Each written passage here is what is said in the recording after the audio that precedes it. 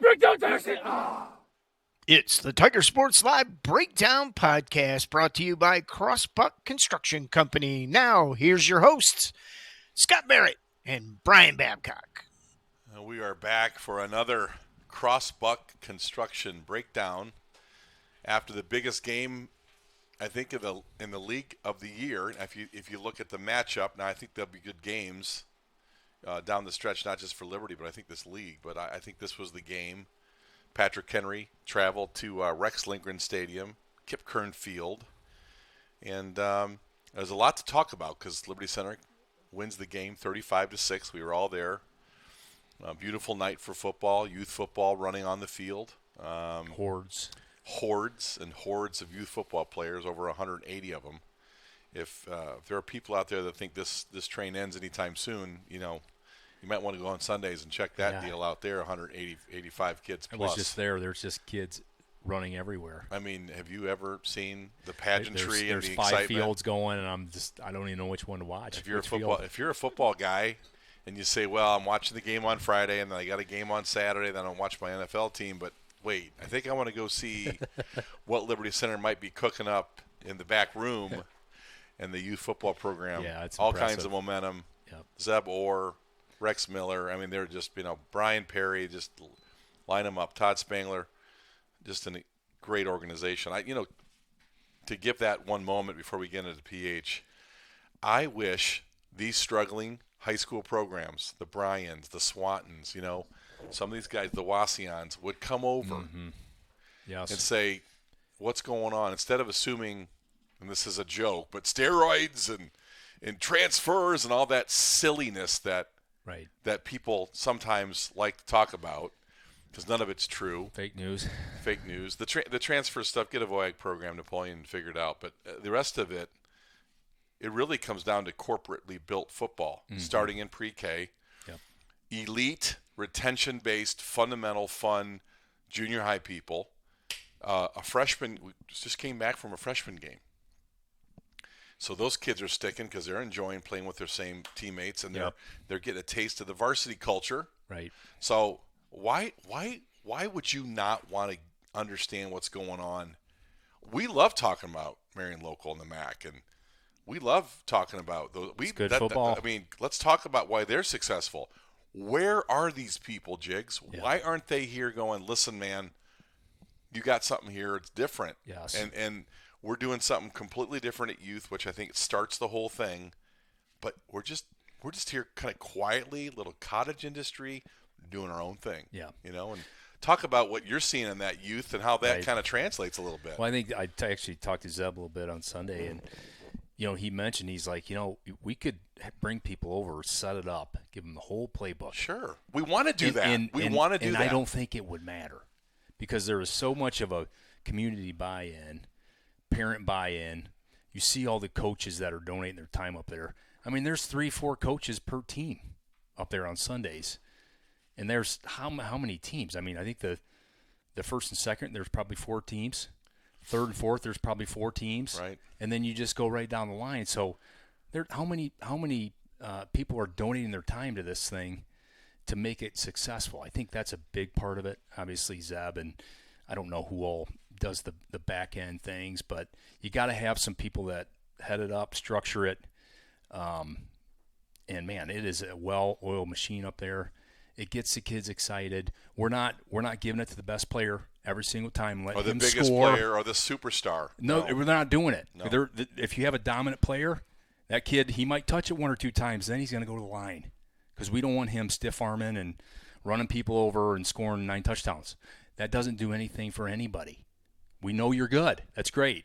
Just hold on to that till we get you in junior high, and then we'll kind of let you go from there. But I love how they do that as well because that's not what that league's for. It's not for a young kid to just go up there and dominate another kid that may not be, as mature at that age. Keeping those kids out because they grow and mature at a different rate. Yes. So what? They're going to quit because you got your alpha kid that some dad, and this is other leagues, this isn't our league, because we put those controls in place early. Yeah. We had there were some resistors. They wanted to, draft, and they wanted to be an NFL team, and they wanted to.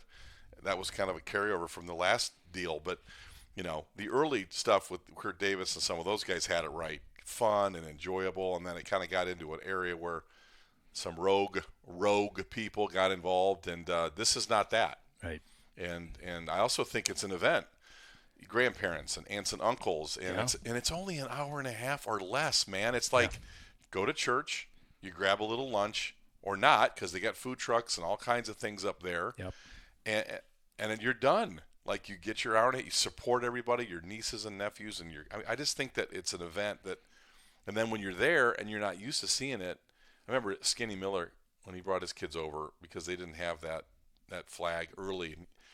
He's like, Barrett, is that a 5-man sled on the pre-K football field? I'm like, if we want to teach blocking on the sled.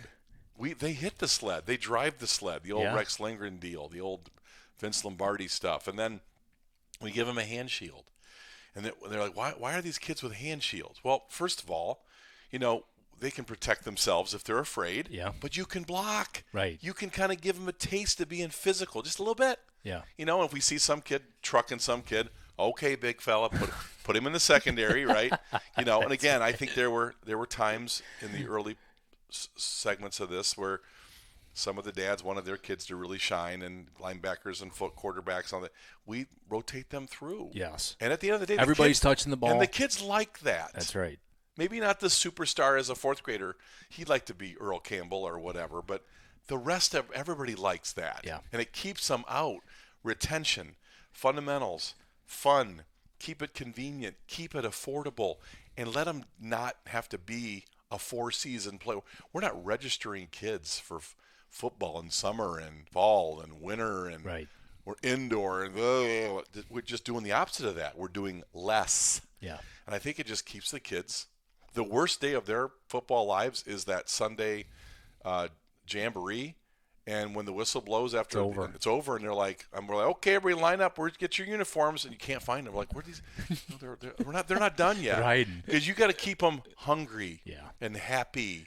And they did something there on the big field, and they did a big community service project, and now they're done, and they can't wait. They're not worn out.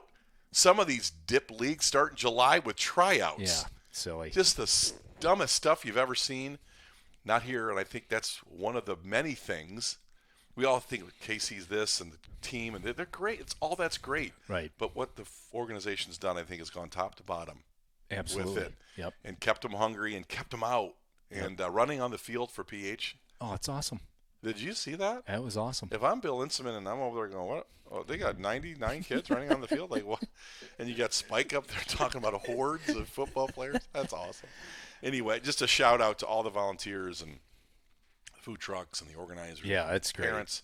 And the buy-in is unbelievable. The support you get it's an 8-week season, man. This is nothing. And it's an hour and a half, and I don't know, day or two a week. It's awesome and great. And I think that's a huge key to why we're here. Absolutely. A huge key, and why it's sustainable. Yeah. You're going to have blips of goodness because you have great kids, and then how do you keep it sustainable? And we got it. And Friday night, I expected, you and I had different expectations for Patrick Henry. Not that you loved them. You thought they were good. They had all these skill players, and how could you deny Grant Smith, who's Defensive Player of the Year? Give to him today. Give it to him today.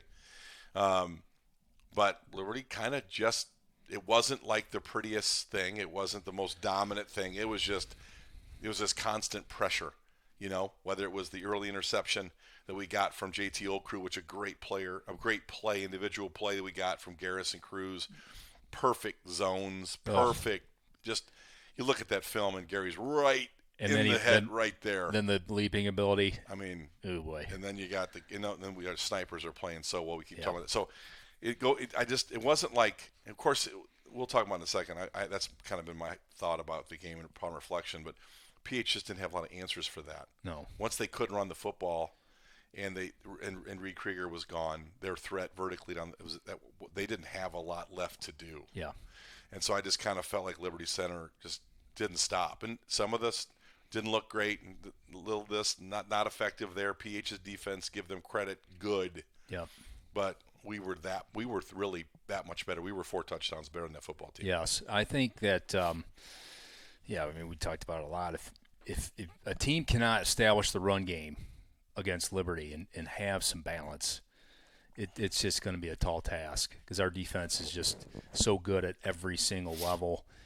And we get you into predictable passing situations. It's just a matter of time for somebody gets their hands on a ball, you make an errant throw, and we turn you over, and that a lot of time leads to points. Won the turnover battle. We knew that was going to be key. They threw 2 picks. We did not turn it over, which I thought was good. Well, that was different from last year. Yes. And that was the story you and a lot of guys that talked about, that was this game that close if we don't turn it over and get a little cute early with some different things formationally. We tried some things and then got right back to Waylon Rents in the 4 and 5 hole, and that was that. But yeah, the turnovers I thought was, and again, it wasn't like a death knell for PH, but on top of the fact they couldn't move the line of scrimmage, yes, on top of the fact they couldn't get vertical in the passing game, they just couldn't. So then they got forced, and then there we are making plays. And you never really felt threatened. No.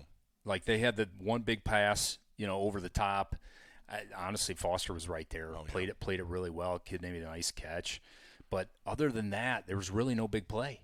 They got hit some slants here and there, some 10, 15 yarders, which it's timing pattern. You're going to get that in a cover 3. You're going to let some of them up, but never really felt threatened. Well, early they did. And this is what Matt, Bryan, and Casey, and this is what they do. They're going to be in these zones, and they're not going to let the quarterback beat you. Because in man, they run you off quarterback run. So they've kind of said, well, these quarterback-centric, kind of offenses 4 or 5 wide where the quarterback can hurt you. Now, I didn't think Tristan Rosebrook was going to do that. Right. That's not his game. He's a pocket guy. But we do give up a couple throws, a couple first downs. They may have had more first downs in quarter 1, 5 and 4, I think was their first quarter lead in first downs or something like that. It wasn't tons and tons of driving. There wasn't a lot of – Liberty didn't even – we're going to get into some critique of Liberty because when you're 6-0 and number 1 in Division 5 and number 1 in your region, I get a little tired of constantly patting them on the back on everything. And I know this staff doesn't do that. I mean, they certainly enjoyed that win. I went into the locker room; they were thrilled. But there's work, and there's work there. And I know Casey and Matt and I know that Nick Miller and the guys are like, okay, this was great, but there's also some red flags. Right. In this game a little bit too. Not dramatic, but PH, and Bill Inceman knows how to game plan us. Right. No, I think that offensively, there are a lot of things you liked. There were times when our offensive line played really well. And did things against that PH defensive line that they don't see much. Exactly. And Grant Smith, I think he had kind of 2 plays where he looked explosive and created some problems. If you watch the film back, I think both of those plays were kind of breakdowns. On the offensive line, like, do I take him or not? Kind of, it wasn't like he just beat our player to the spot because they were pinching hard. I mean, they were. He was just diving. He was. In a lot of times that wasn't very effective. Like I saw him in the run game doing that. I'm like, I don't know that should be that effective for him. I would have think that's a guy you want to just stand up and win and go win and go get to the ball. But he was diving, getting claps down quite a bit in the run game. He just kind of giving himself up. Second half, I didn't see him. I know. And it's not like, I mean, that kind of player, that whole TJ Watt thing, that whole analogy. You can't give yourself up. Well, he kind of did. Well, we're not going to let Liberty run 0-1 trap. We're not going to let him run 2-3 dive. Okay. Right. I mean, what did we do the rest of the night? 4 or 5. We just ran to the off tackle outside, and it never felt like there was a lot of adjustment there. They just kept doing. If you look at that film, I mean, Grant Smith was just not a big part of stopping what we were doing. No. Couple nice pass rushes. In the first half, yeah. We probably held him once. That's the big thing. Their sideline about went ballistic. I think you got a text to have Barrett stop whining about them complaining, but there was a hold. I didn't think it was at first. It was a hold. It was a hold. It was. But I tell you what, watching the film back, there was holding going on all over the place, both sides of the ball.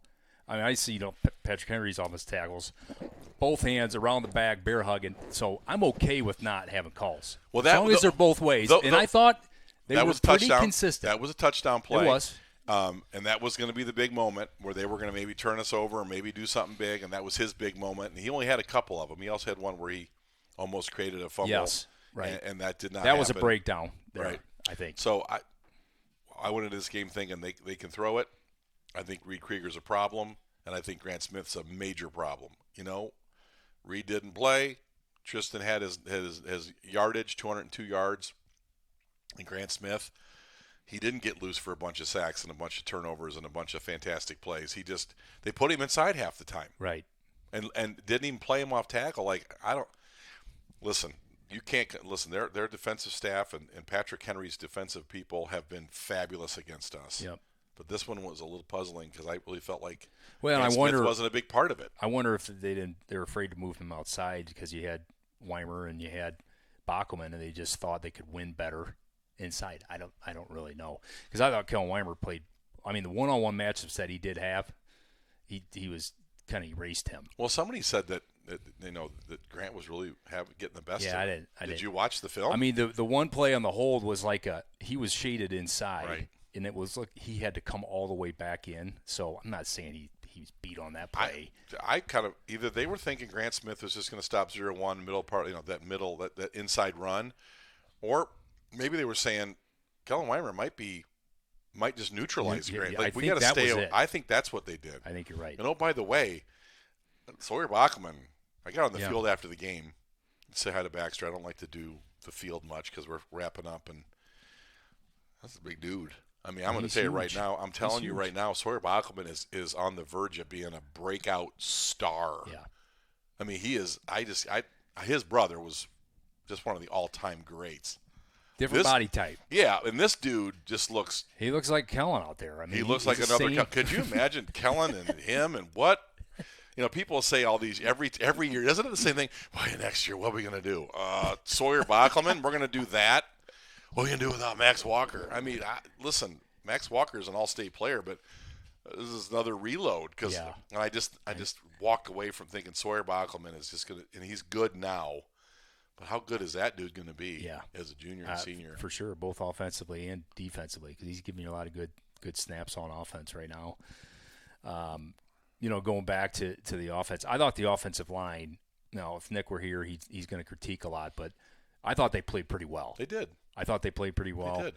I liked our backs blocking. I thought Baxter had a great job. Maybe his best game. I mean, his ability. It's not just neutralizing a guy, but it's taking a guy 2 to 3, 4 yards. There were 2 plays where I saw him take his guy and block another guy. So he's blocking 2 guys with one. The one Gary touchdown, he took 2 guys out. It was just Gary just went in, and there's another play where he kind of took a 2 for 1. So I think he's blocking really well. Thomas on the lead up of the Powers is blocking really well. Thomas is blocking well, and he had a great night on the ground. He did. Maybe his best night offensively of the season. And defensively. I mean, that pick was something, man. Over the shoulder, South Atkinson-esque. Ooh. Not quite that. But the Apple Creek Waynedale catch that Stick made in the mud. That was something. I mean, that was a little different. But kind of that same. He almost had 2 of those. I know. Like he did. He was kind of sizing one up late in the game. Yes. He could have finished one. Yes. So I like where the offense is headed. I mean, there are some things clean up. There were a couple penalties that I think basically we had guys running wide open that if they were not called, I don't know if it's formationally or what, that but Badenhop was open deep on one. I think it was a formation. Lonazak down the middle of the field. Lonazak. Whoa. Well, we had a breakdown on the Smith where the Smith kind of got in, but Lonazak was a wide open. Yeah. Caden, I thought he made some really nice throws. I mean, the Lonazak throw, put it to where your guy can catch it. Yep. Same with Ethan Gray. That was a great throw. Tremendous. That was a back shoulder kind of deal. It was. Ethan, what a play Ethan Gray made. That was something.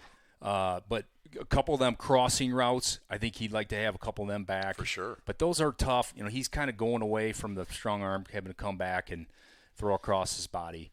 But Lonazak, he's a weapon out there, and so is Ethan Gray. They've shown that. So I like where the offense is going. A lot of things to improve upon.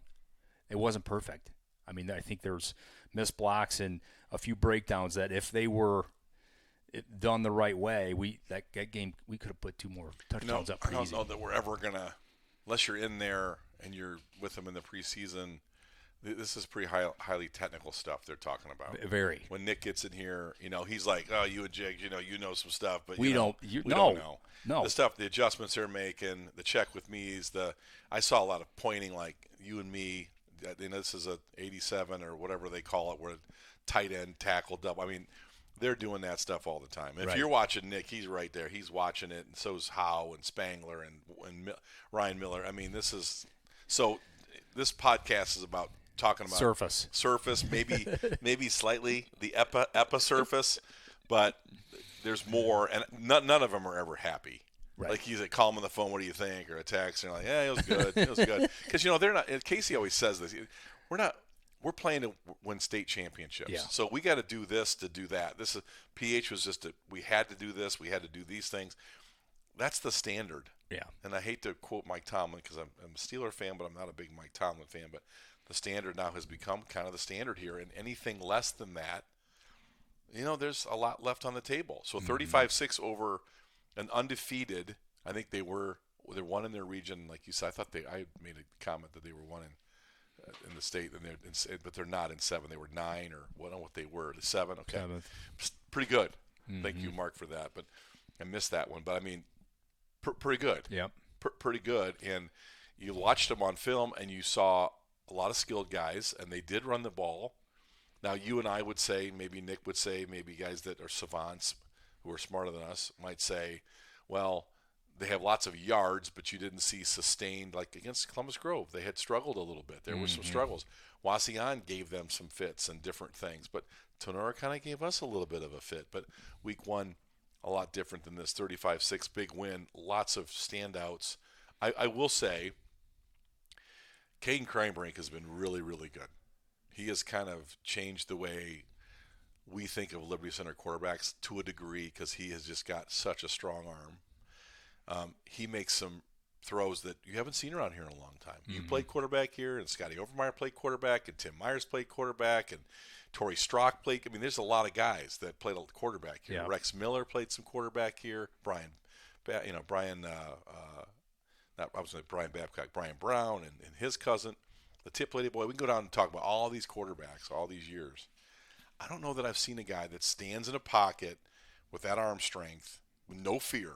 I mean, he will take the hit. He's big enough to. Yeah. So he's a guy that can. He's a guy that can stand there and watch the progressions, work them down, and make throws that are really hard to make. He throws to every spot on the field. I don't know that we've had a lot of guys that can do that. Yeah, he there's not a throw he cannot make. Right. And I think he had some turnovers early, some picks early. The last couple games he's been clean. Yeah. Like that's a game. Did he miss a few throws? Yeah, but he didn't put it in harm's way. Right? He's not throwing picks, and that is so important. The turnover battle, as you continue to look towards the playoffs, those things really matter. But man, yeah, there's not a throw he cannot make. The thing that I like him too, I haven't had a lot of time to spend with him. I know he's a really good baseball player, but like I said, I've been in the locker room many years, but I kind of wanted just to tell the guys how much I appreciated beating PH. Kind of just as a fan, like, thank you. I just said a bunch of thank yous because I love beating them and shutting them down a little bit. It's a beautiful thing. We got a whole year now to talk about it. So nice. But it's almost like Michigan and Ohio State. You just get that whole year to talk about it. And it's kind of a little bit like that, and that's what makes the rivalry so fun. But he's in there cool as a cucumber, man. He got it. It's good. It's all good. Like, total expectation to win. Total expectations about his performance. He even said, like, I didn't play Graham. Like, you won the game. You made the throws. Yeah, could you have been 8 for 10 with 2 touchdowns? Maybe, I don't know.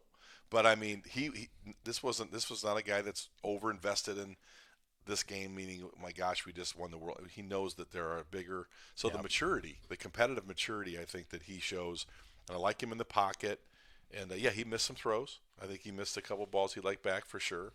One of them was a penalty. I think the Isaiah Badenhop miss was a penalty, right? I think Yes, that was a penalty. But the miss to Jackson was a miss for sure. Like you said, those are some of those possessions or touchdowns, and now you're talking.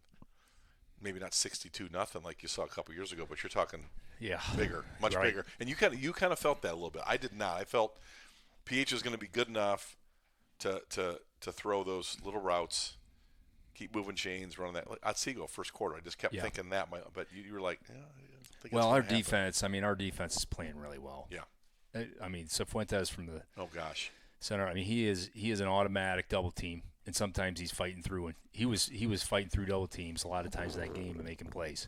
And then you put Weimer and Spangler on the ends. What do you do with that? I mean, you can't run against that. Them guys just collect blocks, and you just watch our linebackers just flow. So you have an elite linebacker room.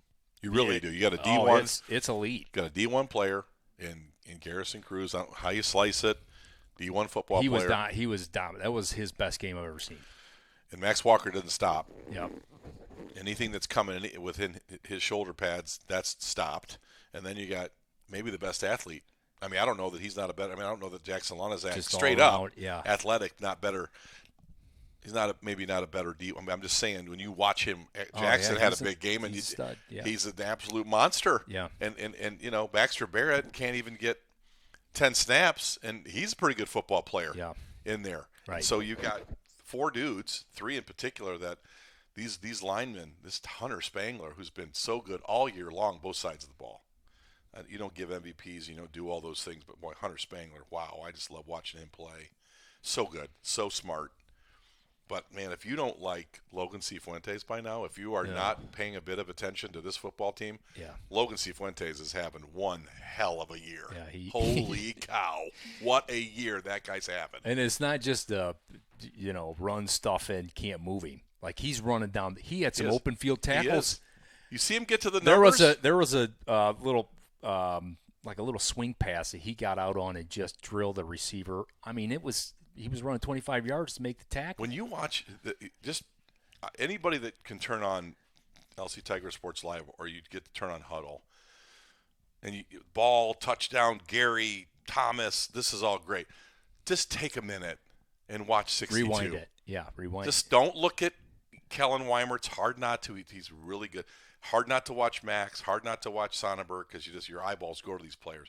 Just watch 62. Yeah. It's his lunch pail, blue collar, Dickie Johns, in the dirt, and then he's just working guys. His hands, his leverage, and then he's not a slow, dumpy dude. No, he can move. He's playing you 6 inches lower every snap, and he's strong as a country ox. Boy, I say that boy can just watch it. Watch 62. Watch 62.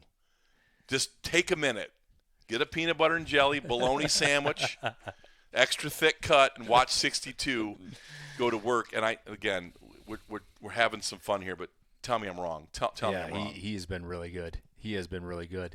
And our secondary's been great, man. They've been great. Way better at this time of the year. I thought we had to grow a little bit.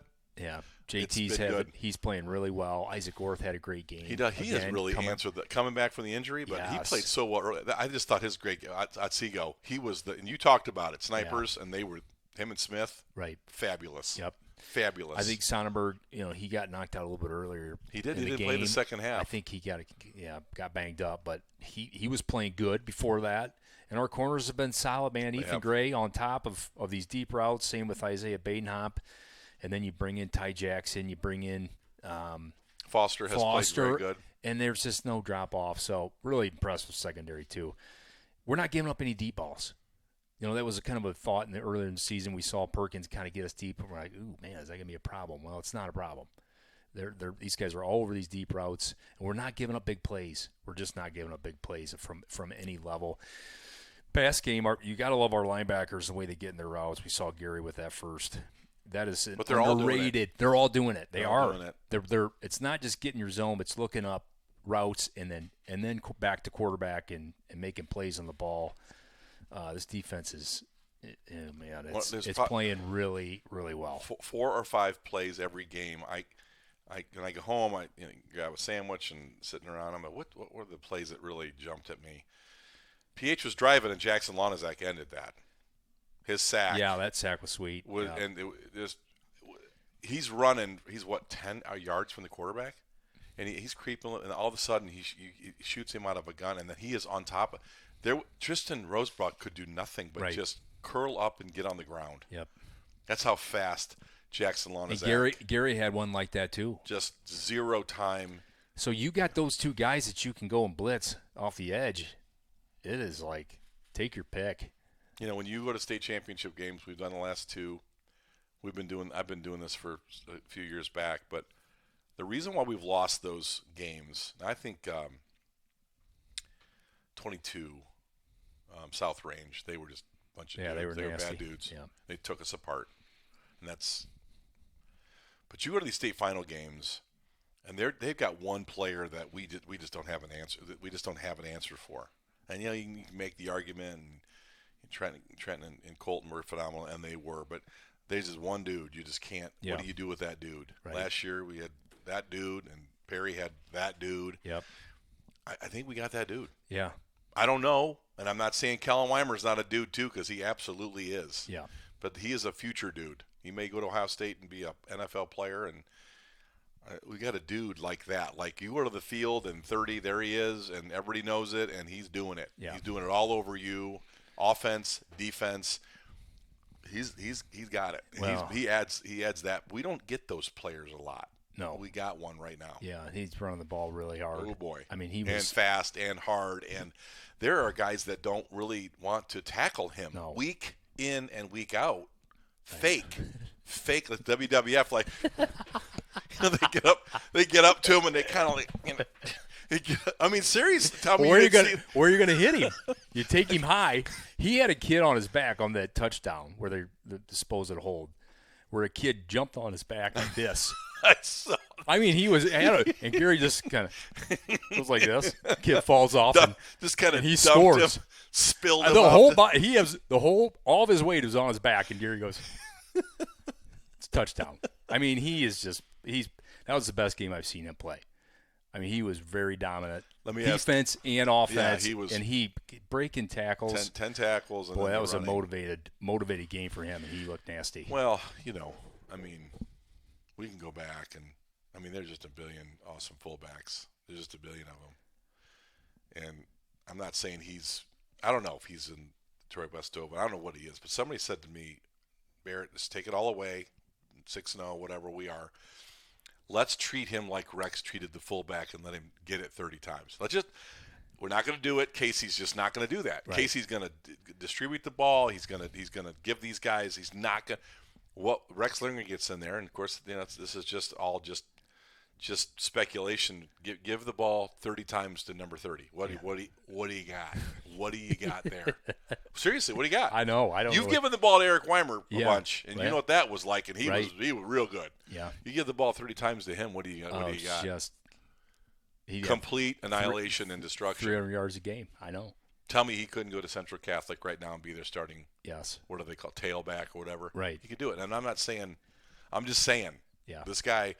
I'm not going to sit here and say he's Mr. Football in all divisions. I think he is in a conversation. You're going to have to watch film because we're going to wipe some people. Exactly. And he's not going to play the reps. Right. So you're going to have to show people what that looks like. Yeah. And I went, like I said, in the locker room afterwards, and I was telling the kids, great job, and he came out to me and he was excited about beating. There's a lot of these people. He knows these people, so he was excited, but. Looked at that guy like, what that guy? I mean, that's as a grown man. Imagine a 5'7", 150-pound corner. And here's the worst part: he's out there just Supermaning you and doing some silly stuff. Yeah. And then Thomas Moeller is just going to bang you, like his plus 15 pounds. Yep. And the way he's like the traditional fullback. He just sees it and cuts it, and just is patient, and then he's forceful. He plays really physical. Yeah. Thomas Moeller has played more physical than any time in his career. Yep. He looks like the traditional Liberty full half that just wants to get up in there, read it, and bang it. I thought this was one of the best game of his career. Yeah, he did. He really ran hard. I love his cutback ability. He really sees. He does. He gets past that first level, and it's just like he's almost looking for that cutback. He knows it should be there because that's kind of what this offense is predicated around. But man, he really cuts well and he sees those cutback lanes, and he's running hard. That was probably his best game. I think so. I've seen him run too. I think so, and I think defensively he, I called out one time he missed a tackle and said his dad will get after him a little bit. You got to be a little bit careful when you get in there and you're trying to add a little boom to it. That if you miss it. Yep. As that rover, then okay, what else is there behind you? Right. He does want to stick his nose in it. I thought his sophomore year he played sniper. He was real good at sniper. Right. Probably one of our more diverse players on both sides of the ball. But I thought Gary is just next level. But boy, if Gary needed a break, Thomas Muller could carry the football 20 times and get him 750 yards and 3 touchdowns. Yeah, he really could. Yep. He really is that physical. And it really kind of comes down to what Nick, I think we would talk to Nick about, and you're just getting elite play from the offensive line. Yeah. And you said They're that. good. You said it. They're good. Max Walker just doesn't miss. Schweiger's playing well, good too. Those guards now, those right guards, we talked. Yep. We really highlighted that position in the preseason, and Schweiger, Navarre, Fitzenreiter. I mean, that right guard room has got to be just competitive, and I know the guys are working their tails off with it, but they look good, man. You knew Weimer was going to be a road grader. You knew Max Walker was just Spangler. Spangler. You just had those guys in the bag. Right. What were these other guys going to do? We've already had a nice podcast about the sophomores, watching Fitzenreiter, who's just been a lot of fun to watch. But man, oh man, our offensive line. I mean, and we never talk about Jackson Lonizak, and you're trying to get him in there, guys. You get on Jackson Lonizak for a minute, because the blocks he's making, he is really good in the run game. You think of him as a pass catcher and all this jumping and athleticism.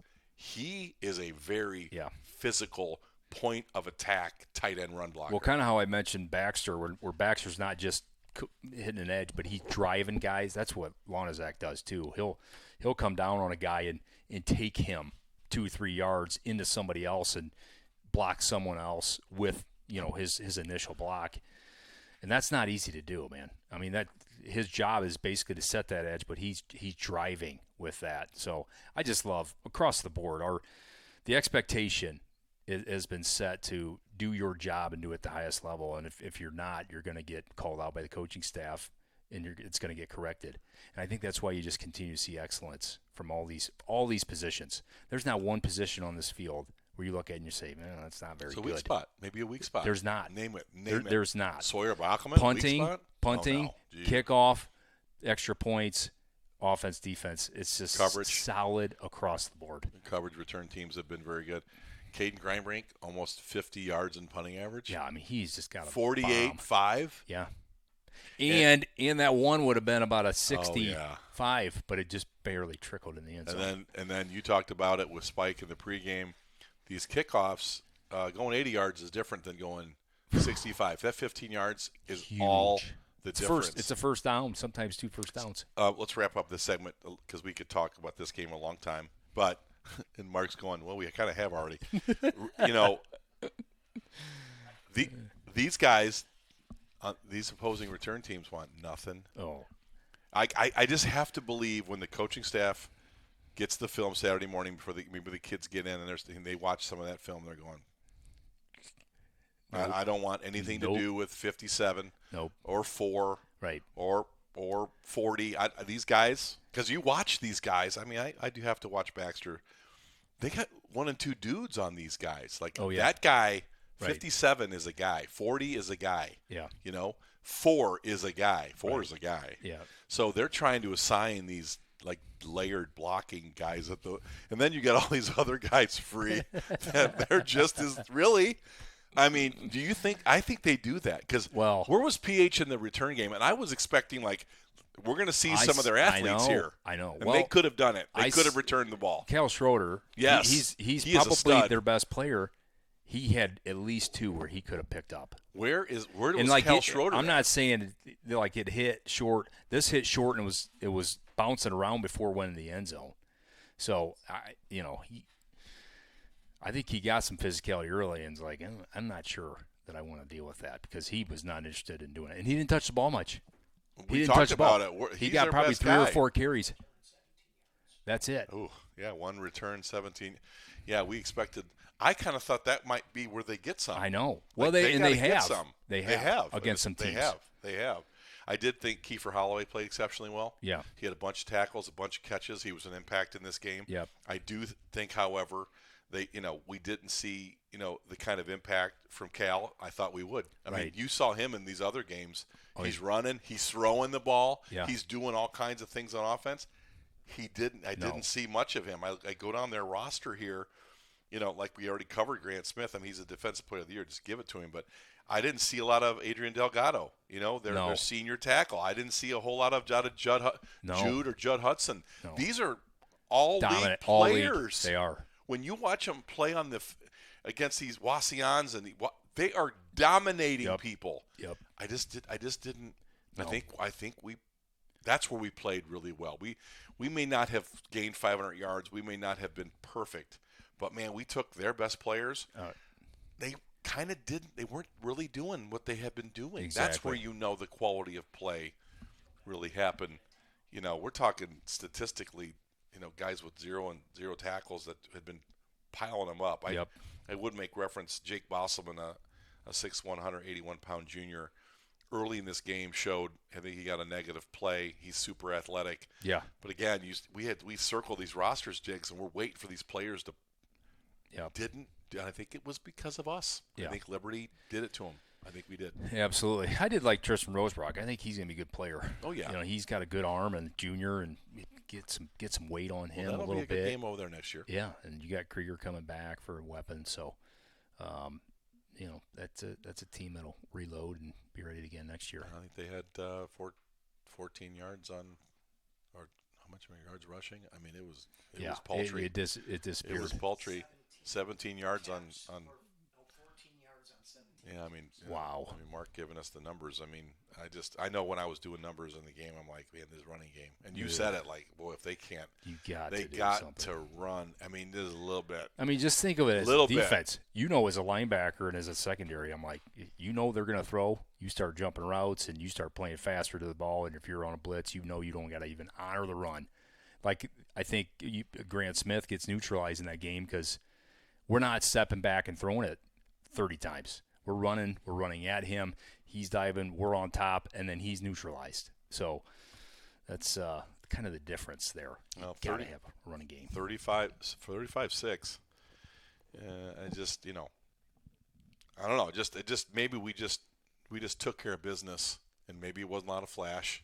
30 did flash, obviously, and the plays were made. Ethan Gray, exceptional. His tackling at the cornerback position. Yeah. Underrated. Guy's a good tackler. Yeah. He's a good cover guy, but a real good tackler. I think he was approaching double-digit tackles, and we already gave Logan Cifuentes the Man of Steel, Steely Dan Award, and I think that was unanimous.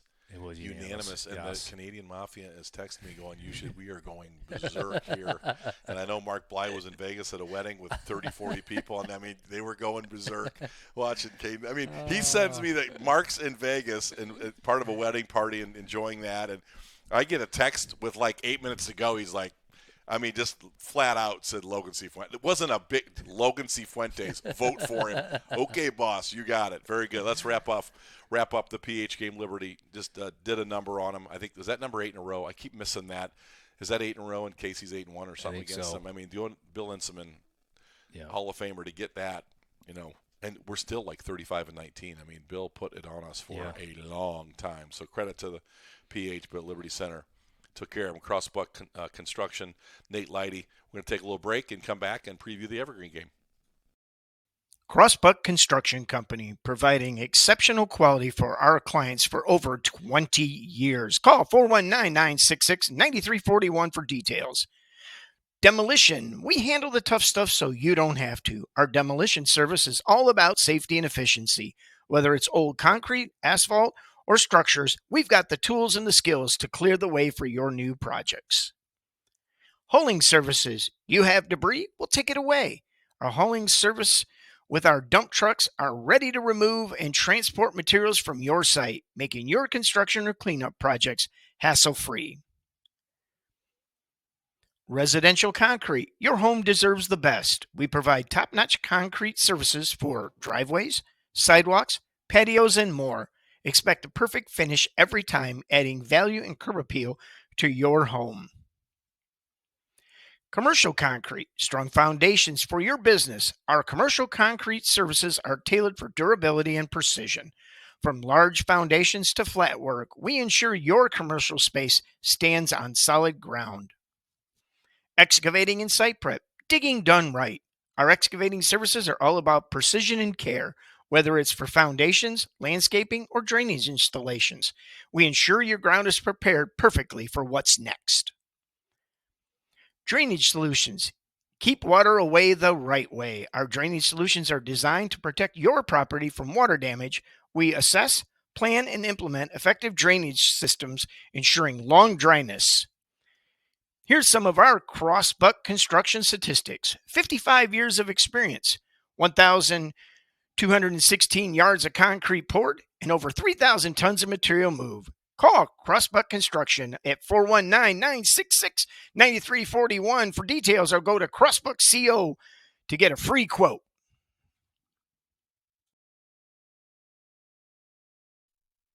We're back here, the Crossbuck Construction Breakdown podcast with Brian Babcock. And we talk about this with Nate. Have you ever seen Lucas Lighty play?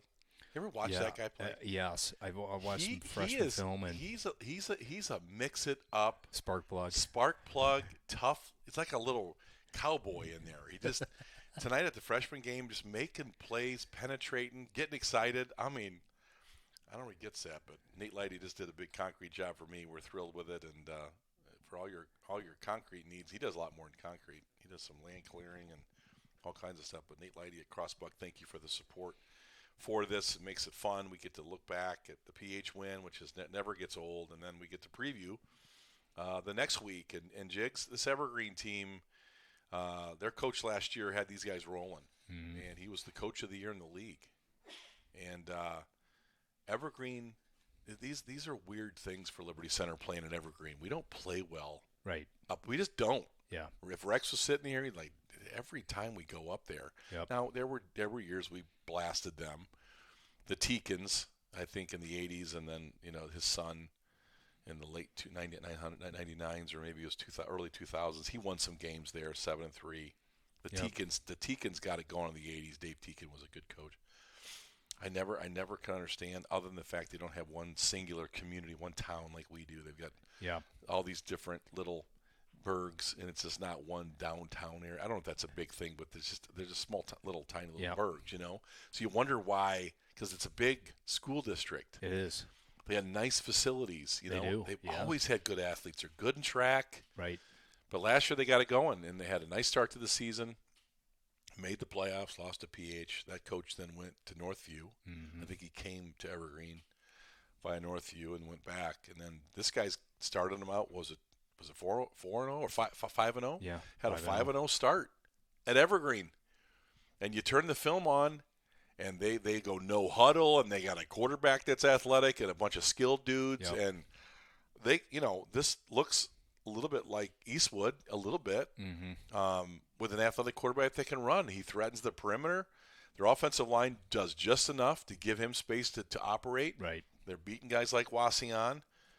This last week they got it in the teeth, but that against Archibald, that was a good game for a half. Yeah. But talk about what you're seeing with Evergreen. Yeah, I mean, the Bolger kid, I don't know if he's a 3-year starter now. He's a senior. At least a 2-year, and he looked really good against us last year at home. He made some really nice throws. He's a guy that's going to get out of the pocket. He wants to run it. They will run it with him a lot. Athletic. He is really athletic. He's a guy that he'll go this way and stop and turn the field and come back this way and try to chuck it 50 yards. Fran Tarkington he kind of does some of that stuff.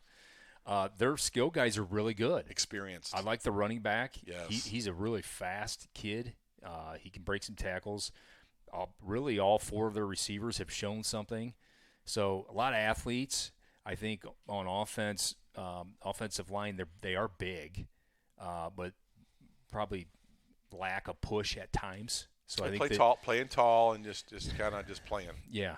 So the lack of the run game shows up at times. I think that was kind of the big thing in Archbold is they became predictable, couldn't get a run game established, and then they're asking their quarterback to just create and do too much, and kind of became a tall task. Then you turn it over a few times and. Then you're in a bad position. Defensively, but same deal. Like all those athletes on offense are playing on defense. Their front seven's pretty good. I remember 2 years ago going over there. That D line was tough. I mean, they gave us some problems in our run game 2 years ago going over there, and I think we had a rainstorm, and it's just always something weird over there. It seems like delay, always lightning. I don't know what it is. Tornado, yeah, you name weird. I'm telling you, man. I've been up there, and it just more times than not, it's just never what you think it's going to be. Exactly. And you got Liberty's coming off a hard-fought win against Patrick Henry. at times that can play into a player's psyche and not be ready to go when you're going on a road trip the following week. So, no, they're going to threaten us offensively. They're going to do some things, and defensively, they're going to have to try to stop our run. I'm living in that world where one of the last real games we played that was just guttural was that Otsego game over there, 6-0 in the fourth quarter. Right. Kind of needed a field goal to get out of the danger zone. Yeah. And I just remember how good they were in the secondary and how aggressive their safeties were. They were like blitzing safeties They were, almost. man, Yeah. and they were and we just couldn't account right for what they're doing. I don't think Evergreen looks like that, but I just think of they're athletic and experienced, and they're winning some games. Yeah. You know what it's like to win games. It's a momentum thing. Now they've got to be thinking liberal. Well, we only just played PH, man. What are they going to be? Are they going to come in here and we're going to shock them? I mean, you got to believe they believe that. Yep. And all you have to do is go back to the history books. And I got that old history book that someone did up until 2013. Haven't updated it since. And it was Ray Carpenter and a bunch of guys got together and put it together. And you look at all those games. I don't know that when I looked at the scores, and I don't know this to be factual, but the Evergreen game has been when I played, they were league champs in like 85 or something. They were good in the 80s. Like, this is not a team that hasn't experienced success. Evergreen has experienced success. 5-1 is a good football team. Granted, they haven't played the most difficult schedule, but PH's opponents were 4-18 or something. Right. And look at PH, a pretty good football team. Yep. Now I think Evergreen, the back half of their schedule, we're going to see what they're all about. But I look at the psychological part of it. I like their quarterback a ton. If you don't, when you turn him on, he is a problem. Mm-hmm. He's a problem. You can't get him to the ground. He does make athletic throws. He does take some chances. Yeah. Especially late in games. I think that's where that Archibald game kind of went a little bit. Right. And he gets out a little careless with ball security. Yeah. You can get him out there a little bit. Right. But he is a little elusive and troublesome. I do like their skilled guys. Watched every one of them. They run routes. They get open. They have good hands. These people know what they're doing. I mean, this is a good offense. I don't know that the offensive line scares anybody at this point. I don't think they're going to get on you and move you. Right. They're not that kind of offensive line. Give this guy some time, and we're not playing at our best, and you bring in some of that, voodoo up there in Metamora, and I don't know. This game could be very interesting. They get a touchdown. We've got a busted coverage. Guy falls down. Yeah. I don't know. There's some things that happen in games that change the course of what it should look like. Yep. But I do think the way Casey Moeller and the staff, I didn't see them jumping up and down after winning PH. I didn't see the celebration. No one was being carried off. Very subdued. Kind of an expectation. Get them in the middle of the field. Really proud of you. Really happy. Stay out of trouble. Get showered. See you tomorrow morning. And I went in the locker room, because I wanted to show my appreciation for the kids and their effort and the coaches, and they enjoyed it, but it was very subdued. Yeah. There's just some business out there, sitting out there in Canton, and you can't get to Canton if you don't get to work each week. Right. And Casey's focus has been getting to work. He's back to work. We had an interview, I think, we had a nice conversation, and we had it going into this game on the phone, and his voice didn't change. It's like, got to be aware of this, and we're going to do that. We've been working on this, and we're a little weak here, and I don't know. I just think the way Casey and his culture is they're not getting too high after wins, and they're getting right back to work. Like, you got to go to work tomorrow. Right. What are you going to do? You going to go into a party? Oh, I'm going to work. And I think that's what Casey does. I think that's what the staff is best at, is going to work, and they're going to get to work on Evergreen, and that may or may not be comfortable. I don't know. Right. For Evergreen, I'm not sure. I Right. don't know what's going to happen. I think I know what's going to happen. If this was an emotional coach, inexperienced, and they really riding high on this PH thing, Yes. I don't know exactly what Casey's record is. I think it might be 8-1 against PH. It might be. Beating PH isn't like the thing for him. Yeah. It's important. Right. But that's not the thing. That's not the mountain. That's not Everest. That's right. And so, and beating Evergreen is a part of getting to Everest. You got a lot of stuff to do, camps, and you got a lot to do before you get to Everest, and Evergreen's part of it. So the workmanlike, the way we approach things, I think Casey will have them pretty focused. Yeah, absolutely. interested to see our secondary some more. I mean, they're really going to get tested this week. They are.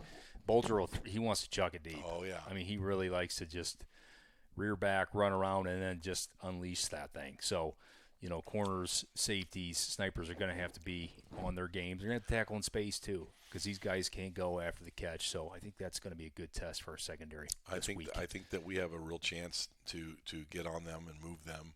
Yep. And create explosives in the run game. Yep. I think I don't know that they have a player like Gary. Right. I think Thomas will find plenty of opportunity for yards. I think our offensive line, who has been a phenomenal, looks at their film and say, "There's not a guy across from me that I think PH brought a couple of those guys. They did. We got to be good. I think you look at, say, guys that could play for us. I kind of liked how Nick said that against the Swanton kid. I like that. Yeah. I mean, I think I like when I watch film. I say that now. Like, do they got any guys that go play for us? Patrick Gunter had some guys. They did. Evergreen, I don't know that they do yet. Yeah. I got to watch a little bit more film, but not so sure. I think we watched in the film on Evergreen. Liberty Center get ready to play Evergreen. We say this as a joke. We're not undefeated, man. We're a 6-win team. We don't get too excited about it. It's a big joke when the captain and I are doing where I think we're doing the KC tomorrow. I'm going to try to yank him into some sort of artificial exuberance. No shot. I mean, we're talking. He shows up, bologna sandwich, got to go back to school. But Liberty Center, great week against Patrick Henry. I do think if we're excited about ourselves and we think we're pretty awesome, I think Evergreen will sting us a little bit, and that could be painful up there. So if we can avoid the voodoo and get back to work, Liberty should, I think, handle their business.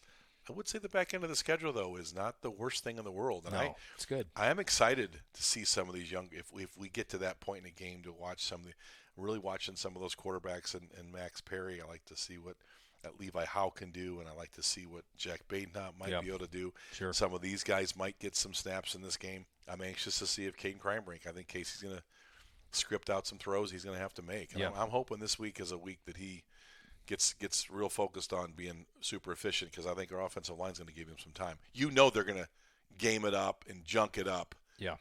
They're not going to just sit there and take it. No. So I think that you got to be ready to do that. You got to be ready as an offensive line. And I think Tenora did a little bit. I keep saying Tenora. Yeah.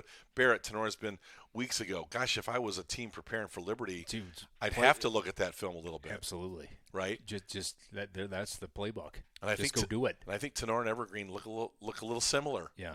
Athletic quarterback, some guys that can get it in the slot, a couple guys that can get it down the field. Right. So I think of that game, and I think that if Evergreen takes chances, against us and tries to run blitz us and scheme us up in that guard hole a little bit, it could be. But the staff's going to be on top of that. Won't take many drives to figure that out. No, they're going to be ready to go. So Liberty Center, Evergreen on the road this week. 6-win football team, exciting, great podcast. Crossbuck Construction, Nate Lighty, we're grateful for you, man, and been exciting so far. I'm anxious to see what next week holds up in Metamora. Very good.